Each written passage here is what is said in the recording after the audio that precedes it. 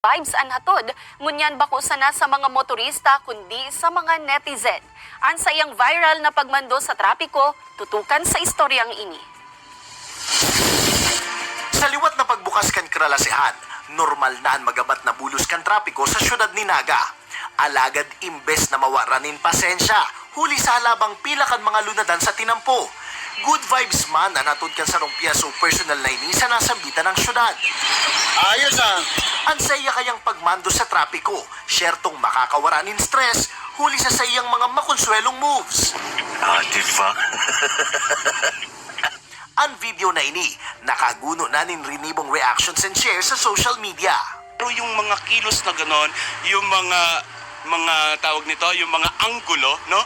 Iyon ang nakakuha ng kiliti at atensyon sa mga tao na isa ako doon. Ang PSO personnel sa viral video, nasusugkan news team sa Barangay Calawag, Naga City.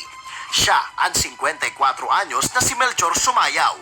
Sigun sa iya, dahil niya hunaon na makakaguno nin positibong reaksyon sa publiko ang nag-viral niyang video. Pasalamat ako sa kanila pero ginagampanan ko lang yung trabaho ko.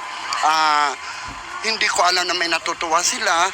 Dinadala ko na lang yun sa mga pagpapatrapiko, pagpapatawid para hindi naman sila yung mga motorista natin hindi galit sa iyo na sobrang traffic. Mabait yan, pero pag talagang may violation ka, walang ligtas sa kanya. Makonsuelo man kung nihilingon, alagad mayo masubot siyang pigpapalampas na mga pasaway na motorista. Pagkaklaro man ni Sumayaw, bako siyang parte kan LGBTQIA+ community. Natural na talaga subod sa iya ang pagiging maugmahon as sinkwela. Sa katunayan, saro siyang responsableng padre di pamilya.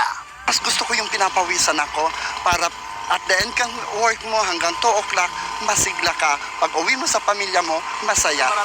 Nauugma man si Sumayaw sa ginibukan na uploader, asin laong nyaman na mapasalamatan ni Ninin personal. Sa ibong kandagmang na problema kanasyon, sarusa naman ang mawut ipaabot ni Sumayaw sa kagabsan.